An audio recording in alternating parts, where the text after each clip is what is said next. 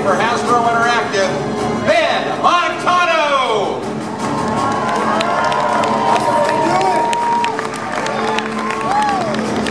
Everyone having a good night so far?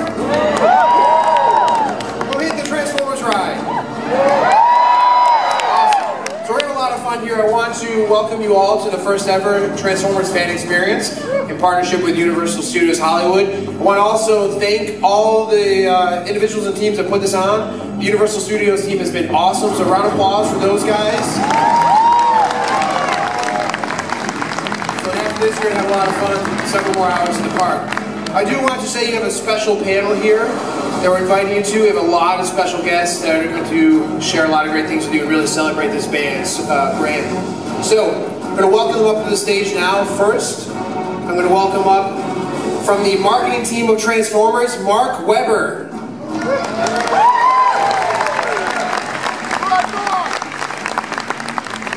A lot of you guys know this next group, group here.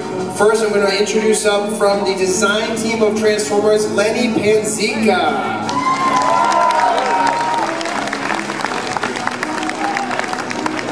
Another beloved Transformers designer. Next up, Bill Rawley. Oh, sorry, Bill Walker.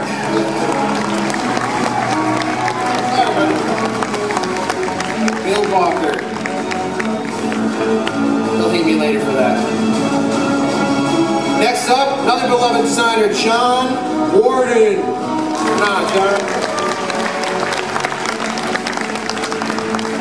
We're a little top heavy with designers, so we want to make sure we round it out with someone I know you guys are going to love. So we introduced the fan favorite, John Barber here from IDW. So we're having a lot of fun here. We're going to share a lot with you guys, but before we get into the action, I'm going to hand the mic over to my friend Mark Weber. He's going to talk a little bit about the Transformers Hall of Fame. Everybody's always excited about the Transformers Hall of Fame, where we induct every year 2 robots from the Pantheon and also 1 human who's really dedicated a lot to the Transformers lore and the Transformers movement that we see so strongly here tonight. We actually reached out to some of our strongest websites in the fan community to help us cull from the thousands of characters down to 5 nominees for the Transformers Hall of Fame, which we posted up on our Facebook site, which has over 1 million likes. Thank you very much. So there's at least 1 million Transformers fans on Facebook, and many of them made their voice heard and let us know which of the 5 distinguished nominees were most worthy of joining the Transformers Hall of Fame. Without any further ado, I'd like to introduce you to the first inductee of the Transformers Hall of Fame class of 2014. I'm sure you know her.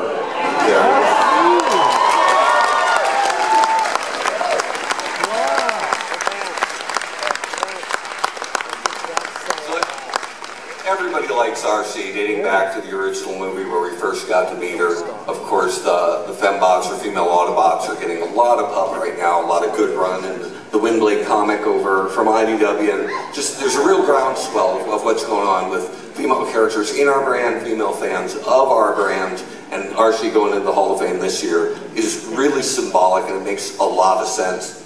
And for our fans of the Generations line, we're excited about an RC figure they're finally going to get.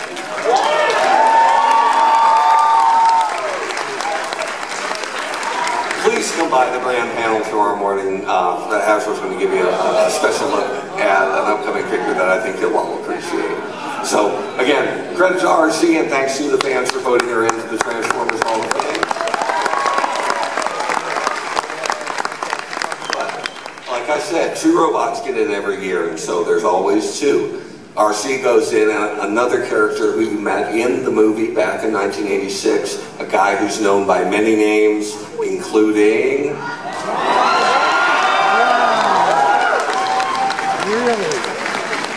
You may know him as Rodimus, you may know him as Rodimus Major, you may know him as Hot Rod, you may know him as Rodimus Prime, you may know him as the guy who got Optimus killed. But regardless, a bit of a polarizing character, but always a big force in every bit of the mythos moving forward. A guy getting serious run with IDW right now. and a guy most people love, some people hate, but everybody cares about. We're very, very pleased to welcome Rodimus, and thank you for backing Rodimus.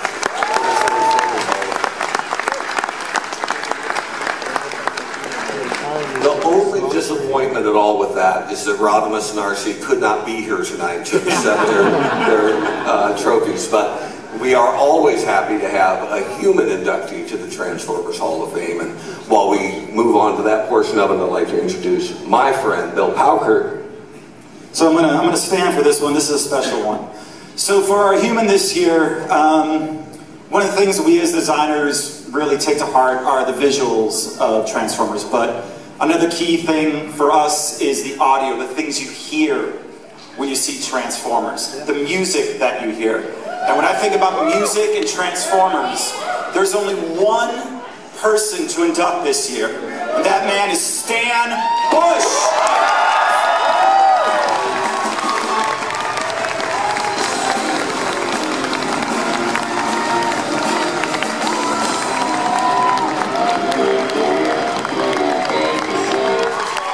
Stan Bush is now a member of the Transformers Hall of Fame. Stan, your award, a few words. Holy smokes. I had no idea. Thank you so much. This is awesome. You guys are awesome. Man, you're the best. You got the touch. Thank you so much. You're going to come to the concert, right? Over here? Blues Brothers stage at 10, so thank you again. Awesome.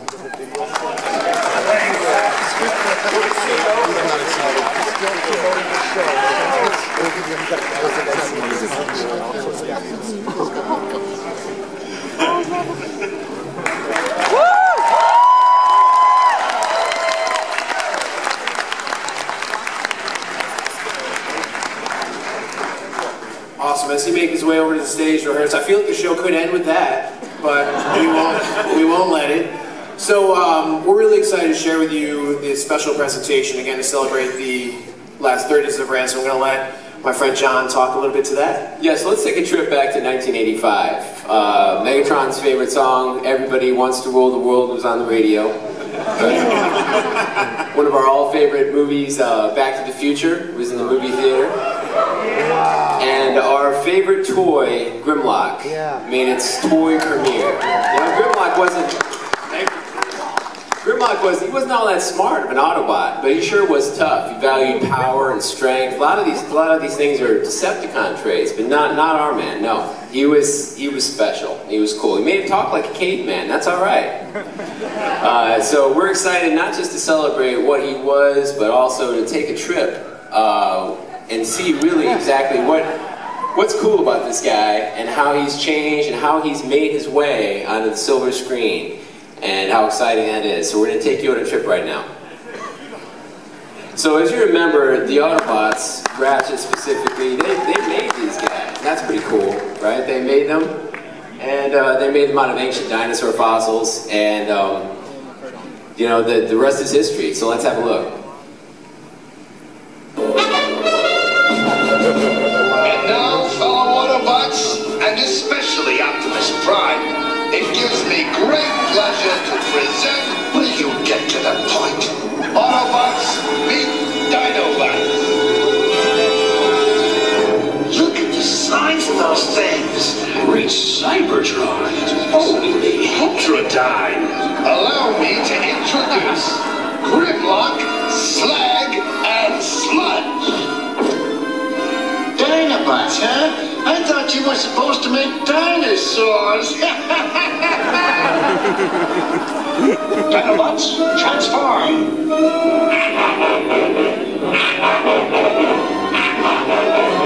Interesting.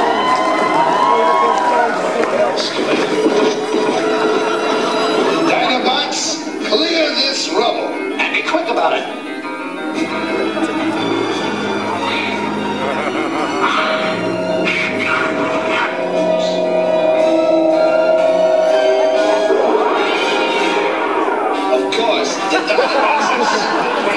Just like real dinosaurs, but nobody's perfect. However, we're working on improving them. Huh?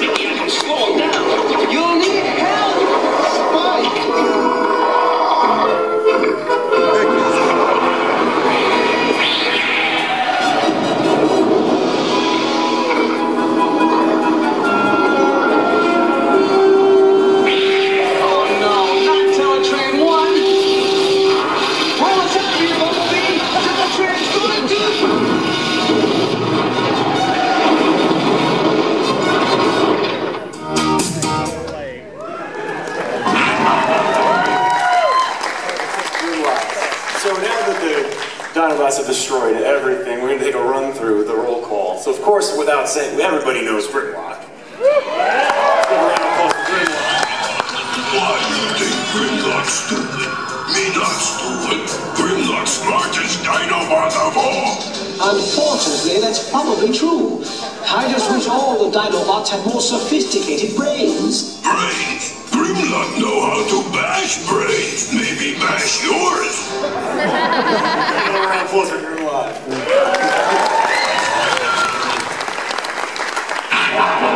Sludge. Oh. Of course, Sludge.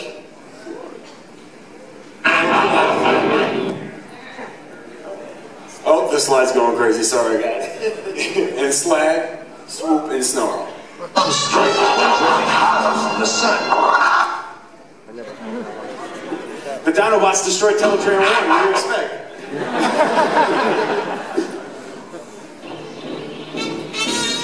Good place for Dinobot tests. New Grimlock leader. First, target practice. Hit big rocks.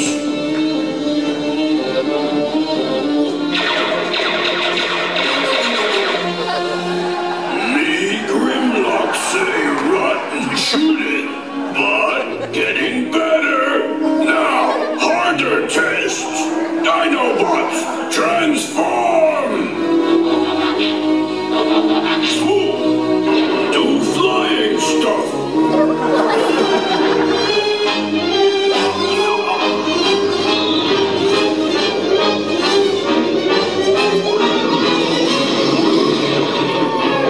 Slag. Do fire stuff.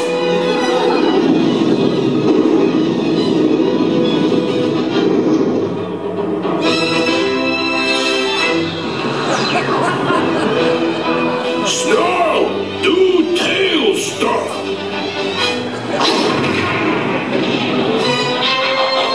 Getting better, but still not more better enough.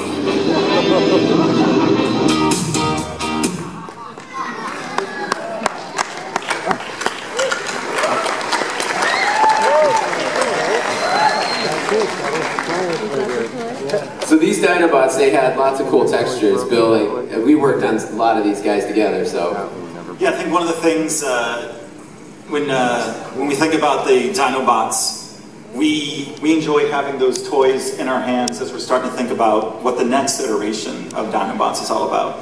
And one of the things that we look at is we look at some of the abilities that those G1 Dinobots had, and how can we think about those abilities and work those into the new designs of the new Dinobots. So I think about Slag, for example. You know, got super, super tough, powerful, fast Dinobot. We want to make sure that we carry that into what we see in the design too. So I think as you look at the two different iterations of the Dinobots, think about what those Dinobots can do and the powers they embody.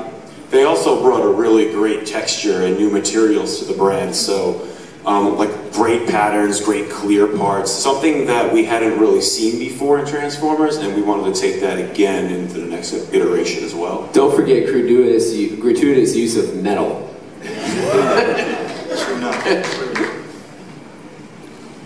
Alright guys, you've had a lot of awesome things to share so far, so Mark, if you could start, share what was your favorite Dinobot and why? I think almost everybody would say Grimlock if they were given, you know, true share. But while everyone likes Grimlock, I always really liked Snarl. I didn't think Snarl ever got quite as much screen time as he deserved, and there was something about a little vac metal gold shoulder armor with spikes on it that made him look like he should have been the third Roadhorn. And I always thought that was pretty cool to have Hawk Animal and Snarl running down. So I would have to say Snarl. I would have to say I took the Truth Serum, and I love Grimlock because he's big, he's bad, he's mean, but deep down inside he's got a heart of gold. Plus, what's better than a Transformer that can turn into a T-Rex? He can breathe fire, and he's got an awesome sword. So Grimlock is mine. Yeah.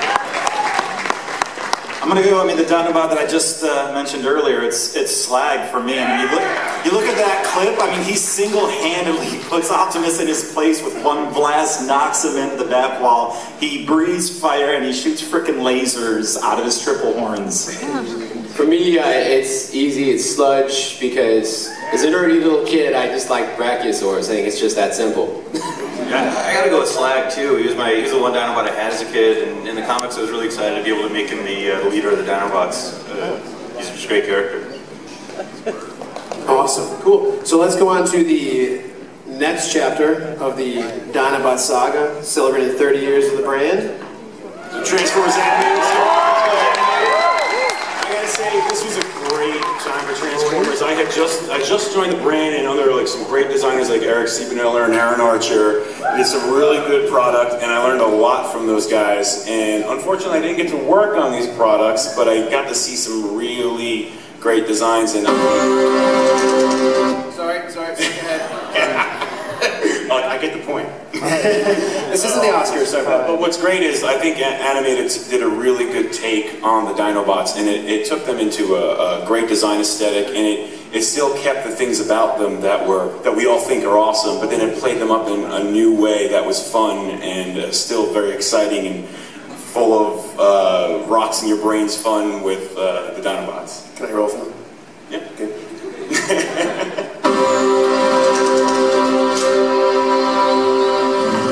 Cars and trucks burn. Nature, good. Stupid nature. Come back and fight like Dinobot.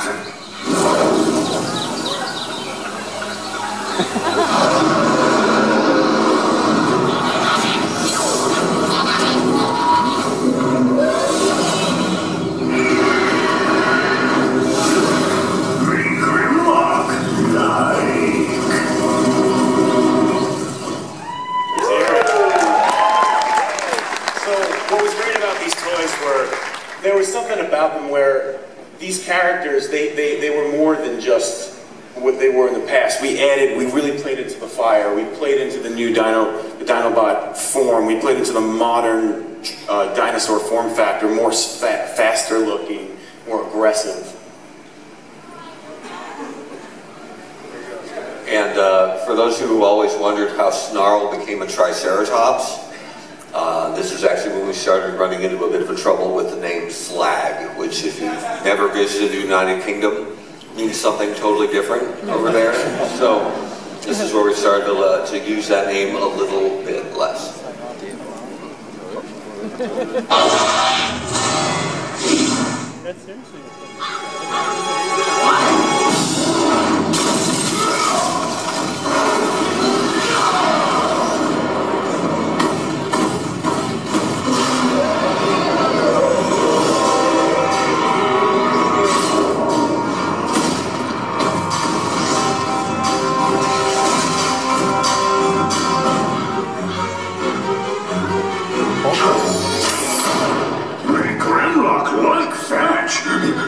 Let's play again.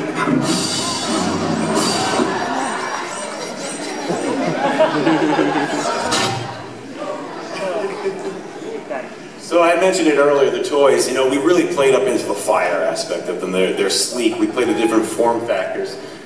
And you can see it here, like each character had like a club, a fire club. Swoop had the mace with the lava inside of it. And of course Grimlock, we really went deep in there and we gave him the sword that emits fire. So it was a really great interpretation of where the characters are, and we took it even further.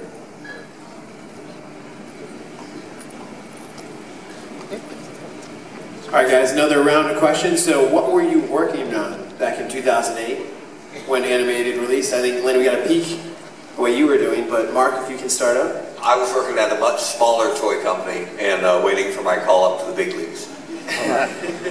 I had a peek in what was going on in Transformers, but I think at the time I was working on Spider-Man Animated. I was working on a line of animatronic dinosaurs. I was working on a little brand called G.I. Joe. I was editing Wolverine comics. Awesome. So the next chapter, fun one for sure.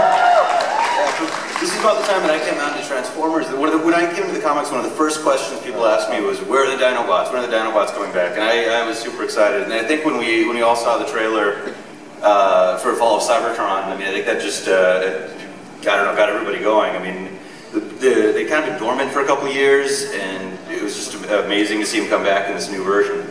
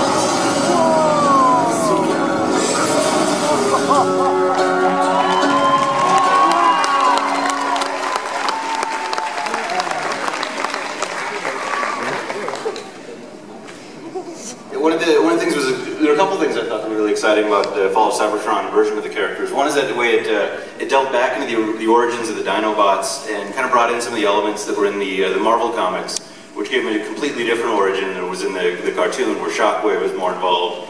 And in a lot of ways kind of brought the two together. Instead of the Autobots building the Dinobots, Shockwave made ordinary Autobots into the Dinobots. The end.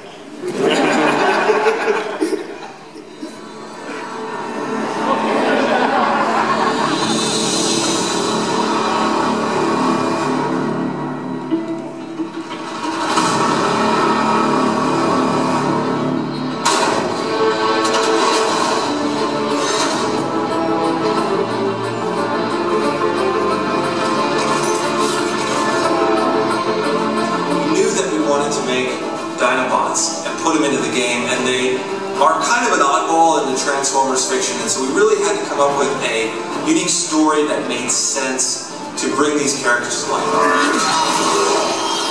Not only were they, frankly, my personal favorite and a lot of fans' favorites, Grimlock's a huge character, they have some great gameplay that we could make around being this big giant T-Rex. When we came to Hasbro to pitch what we really wanted to do with this game, they were in the process of creating the Bible of all things Transformers, all the lore, and kind of creating this huge binder of everything that fit in the universe going forward. Dinobots didn't really have a place. They were trying to figure out where they were going with them. With that, we gave a super impassioned speech about how important the Dinobots were for us, that we desperately need them, and Hasbro gave us the green light. There have been a couple creation stories for the Dinobots in comics and G1, and even some other kind of fan fiction stuff. All were kind of interesting, but none of those really worked for the story we were trying to tell. Before they were ever Dinobots, the Grimlock and crew existed as a team on Cybertron. Super powerful, battle-hardened warriors. They weren't dinosaurs, they had different shapes. What happens to them? They get captured by maybe the worst guy to get captured by, Shockwave. He is the mad scientist of the Decepticons. What Shockwave has found is a way to open up space bridges. He can go to other worlds. He opens up this technology and is searching through the cosmos to find another planet that has life on it. In the course of his investigations, he finds primordial Earth, Earth 65, 70 million years ago. And as he's investigating, he sees these interesting life forms, dinosaurs. The log has it labeled as sludge. Must have been Shockwave's design for him. Yes, we all have new forms. He turns them into these shapes. He sacrifices some of their mental processing power to give them more physical raw power. It helps to control them and give them these new powerful combat forms. Sort of backfires in the sense that it's successful transformation. They are giving these new shapes that are super powerful, but nobody controls Grimlock.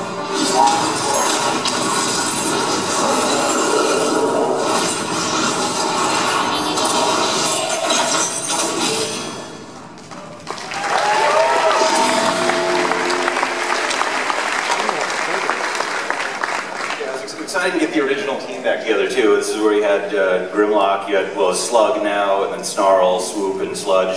You know, to get them all back in, they were all together again. That was a really exciting time for the Dinobots. So we've got Grimlock. We were talking about the concept art, right? This is when the concept art started coming in. That was. Oh yeah, it's amazing. Am I wrong? I'm sorry. Yeah. Yeah, so yeah, Sludge, the Slag, whatever. The dinosaur one. It's so confusing. You know, the dinosaur guys transform into big robots. That's right, yeah. Swoop, of course. He's at least the easiest one to tell apart, right? And Snarl. I think this iteration of him really became influential, on what we were doing in the comics, and I think it's, I think it's something you're seeing kind of continuing on in other, well, let's say other media.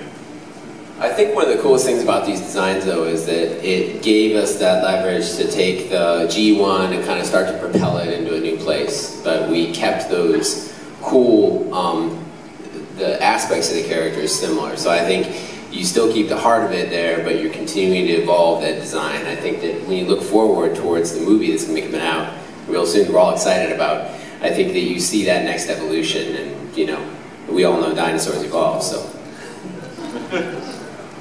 So, I mean, it goes without saying, when we saw these designs, we knew that they were just right. And we were so excited, we got the concept art, and we're like, this is gonna work out. This is what the Dinobots are supposed to look like. And working with High Moon, we had such a great relationship with them. We shared so much information back and forth, working on how they need to look, how they need to feel.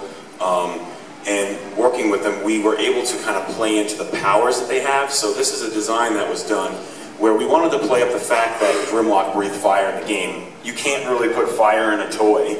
So we wanted to play up his energon fire. So how could we do that? So the idea was we can put the red LED in his mouth, and then when you pull on it, it looks like he's charging up. And actually, it's light piped in such a way where it looks like his, I guess, lack of a better word, diodes are starting to glow.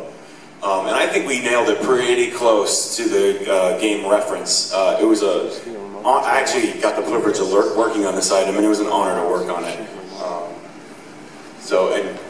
I think the final project came out pretty sweet. Wow.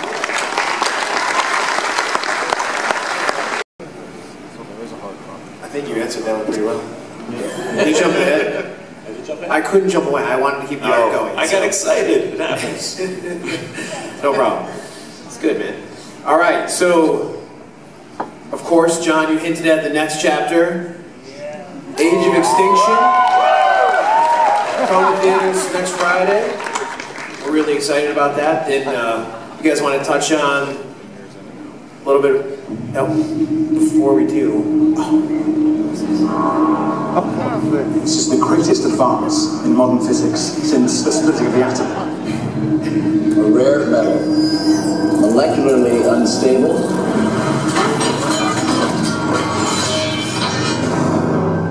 It's what they're made of. Bring it up! All the way! You guys have never seen a truck like this before? Dad, you can't keep spending money on junk. I don't think it's a truck at all. I think we just found a transformer.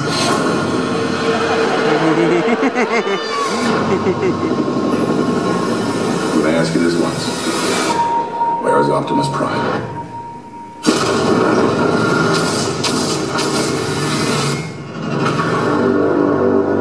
After all we have done, humans are hunting us.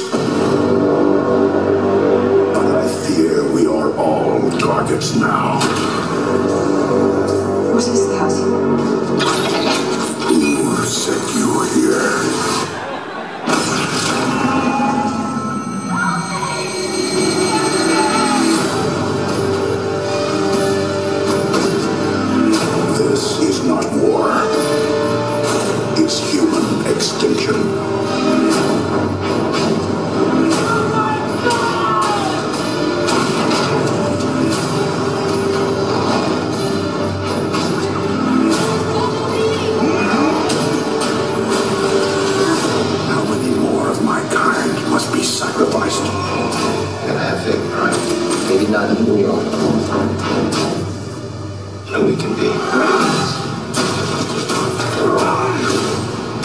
I'm not leaving my dad.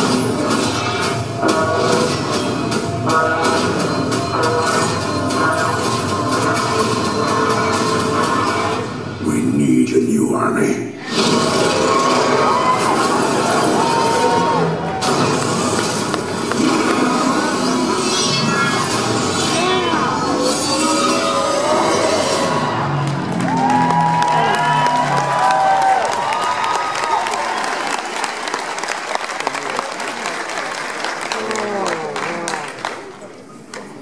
So Bill and I will talk briefly about some of the things here. We started off this this journey into Transformers 4. We knew these guys had to have the energy, like I was saying, the original G1 guys. They'd be propelled to the next dimension. They had to be sharp. They had to have that on-screen energy that we knew that was going to be, it's going to blow audiences away. And we also knew that it's important to kind of keep these guys just really primal almost. But I was just going to say the number one thing was visceral. That was the word we used every day. Visceral. They are aggressive. Even in the very early reads of the script, there weren't a lot of descriptions of what the Dinobots looked like, because there really weren't a lot of visuals yet. But the one thing that it did say, it called them out as barbaric knights.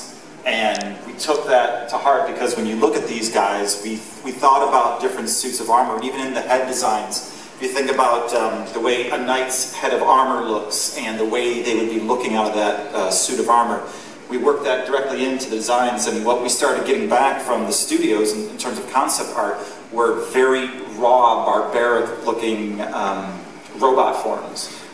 It's interesting, if you look at the cast of Dinobots, the toys that we did, you can start to see that each one of them kind of owns a job on the team. So it's like Grimlock he's the leader, so he does his jack of all trades, but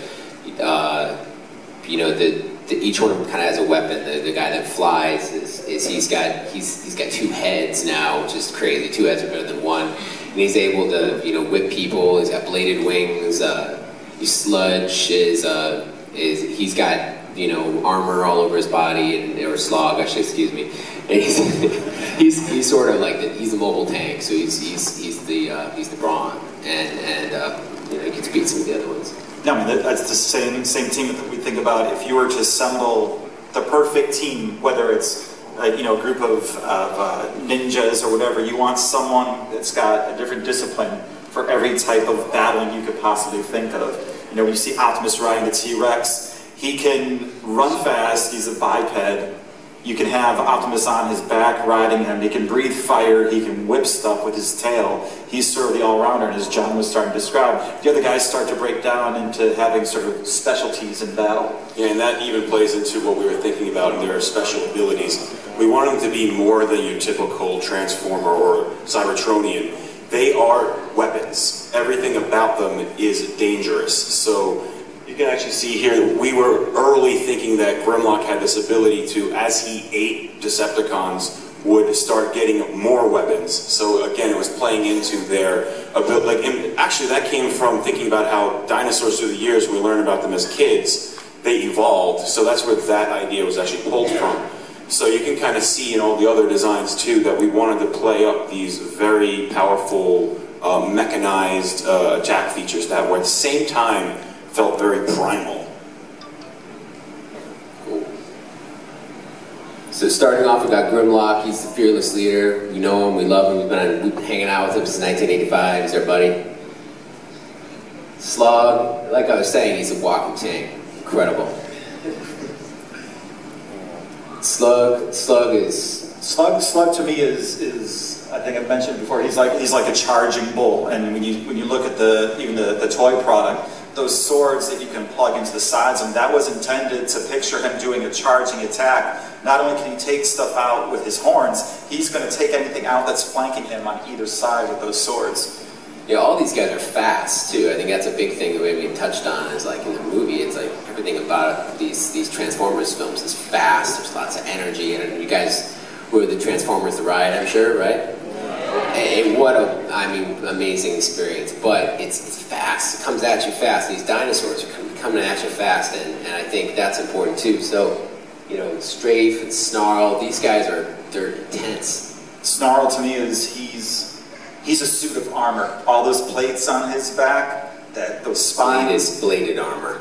Yeah, bladed, sharp armor. You take them off, and they become weapons for him. So it's using things that are inherently there in the dinosaur's design and just making sense out of them. On Strafe, it makes sense. He flies. He's gonna have the weapon that flies, so he gets the crossbow. It's just making those connections that are logical. So why stop at 5 Dinobots? You can figure Dinobots are awesome. Keep them coming. So Scorn has turned out to be a big fan favorite. We thank you all for getting so excited about this guy, because we are too. He's awesome.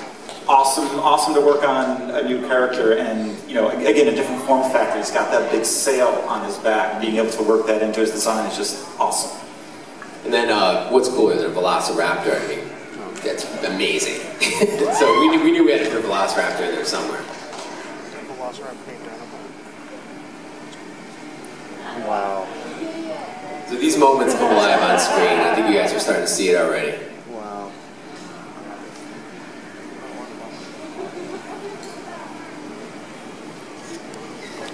So you take a look at what we've done with the toys, and something we've done and tried to be very clear about this year is focusing on different segments of our fan base, not only our young collector, but our dedicated collector. You can see Dinobots play a strong theme across both segments.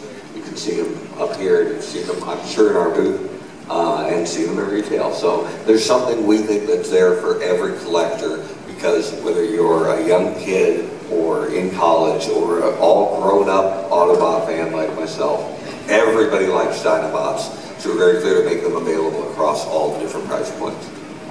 And you guys might have seen this guy in the booths. This is Stomp and Chomp Grimlock. He's giant, he's amazing, he's got this really cool chomping feature, and you're able to put different figures on his back, and you change his lights and sounds, and the big guy, and it's really fun to play with. And I mean, it's a giant robot dinosaur. I think that's about sums it up. I have them sitting on my desk threatening artists when they're late with pages, so we're trying to keep everything online, on time with Stomp and Chomp Grimlock. So I know we're running pretty close to it here. The favorite movie item we worked on, I really like the movie stuff, but I know G1's close to everybody's heart. I'm sure you probably saw what we're going to have at San Diego Comic-Con in a couple weeks. Cool new movie Dinobots, great G1 deco. Put them together and get Matthew Reinhardt to make a box that opens up into the Ark, crashed into Mount Hillary. Very cool item. And on display at the Hasbro toy booth, so make sure to come by and take a couple pictures. Just don't put your nose on the glass. I cleaned up a lot of nose burns today. That's kind of rough. I'd have to say Dino Fire Grimlock for the Constructibot line. I think that the item he's a giant version of Grimlock, and he's just a great item because he brings so much more customization to the Constructibots line. For me, it's definitely the deluxe Dinobots, not only to do the movie versions of them, but to do the item that Mark mentioned, be able to dive back into those guys and assign G1 colors to them, a G1 deco scheme. It was the coolest thing in the world to invent the color palette that they currently have, and then take the inspiration of what we know as a classic and give it new life. For me, it's definitely a tie between Sludge, which is a great realization of my nerdy childhood favorite Transformer, giving him weapons, making him a cool revised version of that thing I loved as a kid, but also Stomp and Chomp Grimlock, which is able to really capture the energy and size of that big Transformer that I think has captured everybody's heart right now. It's awesome. For me, it's not directly movie related, but we're doing a direct motion comic that I wrote and Olivia Remendelli drew for Made Fire Comics. It heavily involves the dinosaurs, and it wouldn't have come about without the movie, I don't think. So I was really excited to get to use the Dinobots again that way. Awesome. Thanks, guys. So that wraps up our panel. You guys may have seen some of these. So We are running, it's about 9:45 now. We want to make sure everyone has enough time to get over to see Stan Bush and rock out. So we're going to send you guys out with a few fun little animated videos. So don't step on one another on the way out, but enjoy these. Hang out for a few if you want. Make sure you get over to the concert. See you guys over there. Thank you guys for being awesome fans. Ladies and gentlemen, thank you for being with us tonight. We'll be